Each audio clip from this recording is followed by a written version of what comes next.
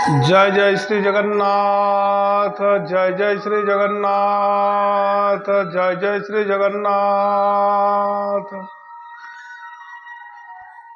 ओम नमो भगवते वासुदेवाय, ओम नमो भगवते वासुदेवाय, ओम नमो भगवते वासुदेवाय। ओम कृष्णाय वासुदेवाय हरये परमात्मने प्रणत क्लेशनाशाय गोविंदाय नमो नमो। प्रिय दर्शक बंधु, आज किसी ओडिया भागवतर भगवानंकर मुख निसृत अमृत बाणी पाठ करी ए कलिजुग भवसागर उद्धार हेबा एवं भगवानंकर कृपा लाभ करिबा, भगवत प्राप्ति हवा। चलतु देखा आज यही शुभ मुहूर्त किसी ओडिया भागवतर भगवानंकर मुख निसृत अमृतवाणी पाठ करी ये जीवन को धन्य मन करिबा। जय जय श्री जगन्नाथ, जय जय श्री जगन्नाथ, जय जय श्री जगन्नाथ।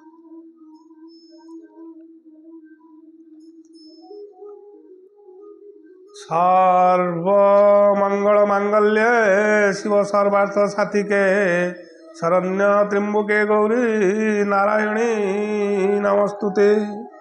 ओम नमो भगवते वासुदेवाय।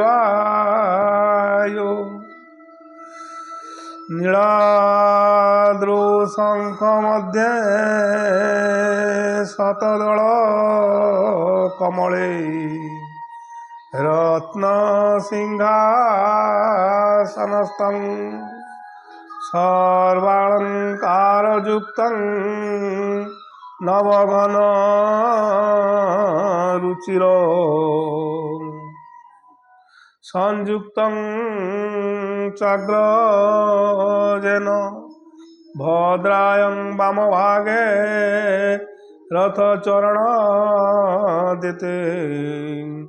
ब्रह्मरुद्रेन्द्रसेव्यं वेदेवानासारमितं स्वजन परिवृत ब्रह्मदारु स्मरामि, ब्रह्मदारु स्मरामि। ओम नमो भगवते वासुदेवाय। प्रिय दर्शक बंधु, कथारे अच्छी रुचु न रुचु खा पिता, बुझु न बुझु पढ़ गीता।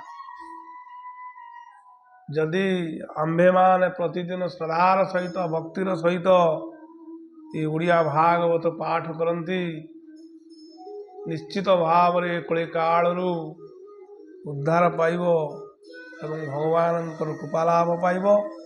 चलतु देखा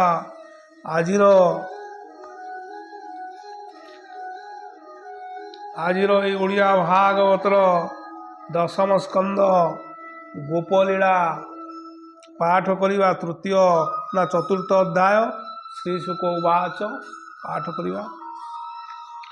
ओम नमो भगवते वासुदेवाय, ओम नमो भगवते वासुदेवाय, ओम नमो भगवते वासुदेवाय। नारायणं नमस्कृत्य नरं चैव नरोत्तमं देवीं सरस्वतीं व्यासं ततो जयमुदीरयते। मूकं करोति वाचालं पङ्गुं लङ्घयते गिरिं जकृपातमहं वन्दे परमानंद माधवं। परम शास्त्र भागवत अभ्यास करुथु। परम शास्त्र या ठारू ऊर्ध्वरे आ संसार रे कौनसी जिनस नाही।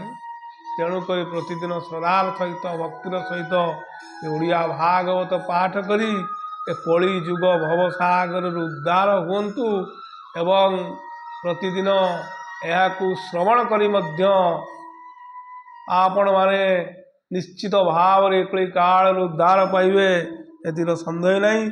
चलतु देखा ओडिया भागवतर दशम स्कंद ଗୋପଲୀଳା ଚତୁର୍ଥ ଅଧ୍ୟାୟ। ଶ୍ରୀ ଶୁକ ଉବାଚ ପାଠ କରିବା। ଓಂ ନମୋ ଭଗବତେ ବାସୁଦେବାୟ। ଶ୍ରୀ ଶୁକ ଉବାଚ କହନ୍ତି ଶୁକ ମୁନି ହସି ହରିଚରିତ ପରଂ ଶଶି ପରୀକ୍ଷ ତାଙ୍କୁ ଯେ ଚାହିଁଲେ ଆନନ୍ଦେ ଲୋଚନେ ବୁଝିଲେ ସମାଧି କରି ଯୋଗ ଧାଇ କୃଷ୍ଣ ପ୍ରସନ୍ନେ ଲେଶ ପାଇ ପୁଣି କ୍ଷଣେକ ଚକୁ ପେଇ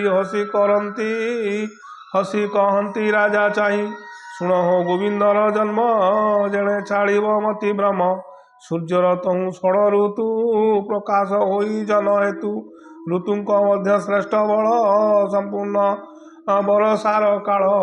ଓଂ ନମୋ ଭଗବତେ ବାସୁଦେବାୟ।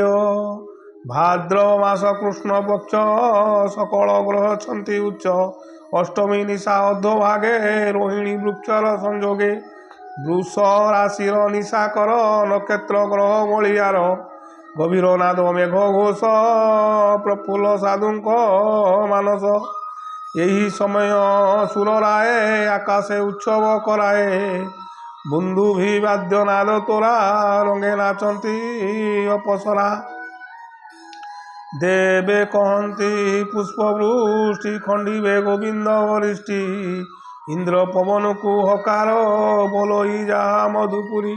ଓଂ ନମୋ ଭଗବତେ ବାସୁଦେବାୟ। ତୋର ଗନ୍ଧ ଗୁଣ ଘେନି ଆନନ୍ଦେ ରହିବୁ ମେଦିନୀ କଂସର ବନ୍ଦୀ ଘରେ ଯାଇ ବହିବୁ ମଳୟ ପୁରାଇ ଦିଗେ ଦିଶନ୍ତୁ ପରିମଳ କହିବୁ ସୁଗନ୍ଧ ଶୀତଳ ପବନ ଗଲା ମଧୁପୁରେ ବହେ ଅମିୟ ରସ ଭରେ ନିର୍ମଳ ଦିଶିଲା ଗଗନ ମହି ମଙ୍ଗଳ ବିଦ୍ୟମାନ ଗ୍ରାମ ପାଟଣାପୁର ଦେଶ ମଙ୍ଗଳ ନାଦେ ଗୀତ ଘୋଷ। ଓଂ ନମୋ ଭଗବତେ ବାସୁଦେବାୟ।